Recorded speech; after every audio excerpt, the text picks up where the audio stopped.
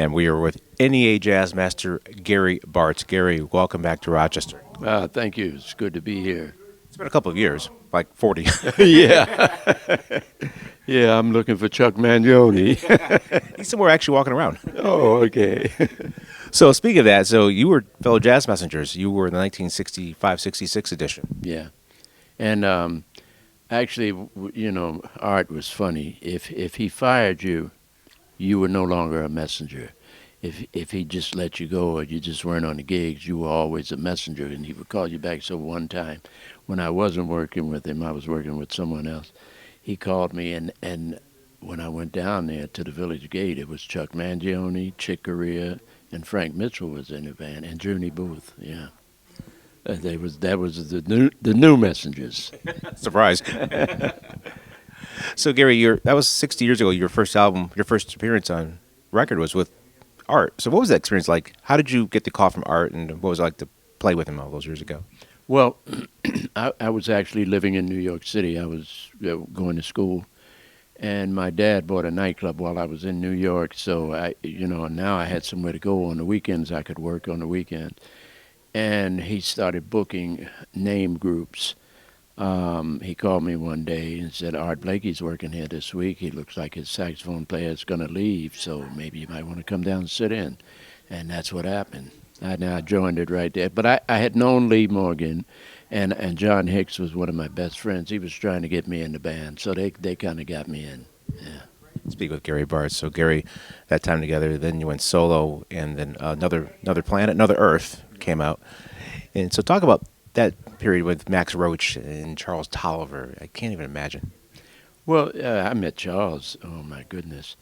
I don't even know whether he was playing the trumpet, really seriously when I met him on the way to a jam session at Count Basie's.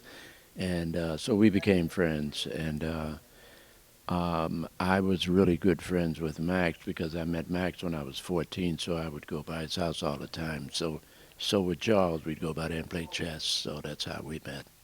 Yeah. And then, of course, your time with Miles. So 50-plus years later, the Isle of Wight Festival with you and 500,000 people. I just can't even comprehend that. What was that like? Yeah, more than a half. Yeah. It was crazy. It really was. As far as you could see, on the horizon, people went all the way to the horizon, all the way around panorama. So when you get that gig, what's it like to look at that? You're seeing just a sea of people, and you're just playing your music. So how do you know you're even going over, or people are responsive or receptive to it? How do you see, from your perspective, what was that like? You know what I think about that, because I heard there was a story I used to hear about Charlie Parker, and when they asked him, well, Bird, how did it feel to work at Carnegie Hall? He said, it's just another gig. So I didn't want to take it too seriously. It's always serious. Every time I perform, it's serious. So it was no more or no less serious, just more people. Speaking with Gary Bartz, Gary, you along with, of course, Woody Shaw and Pharoah Sanders, the era, the deaf, dumb, and blind era, Harlem Bush music era.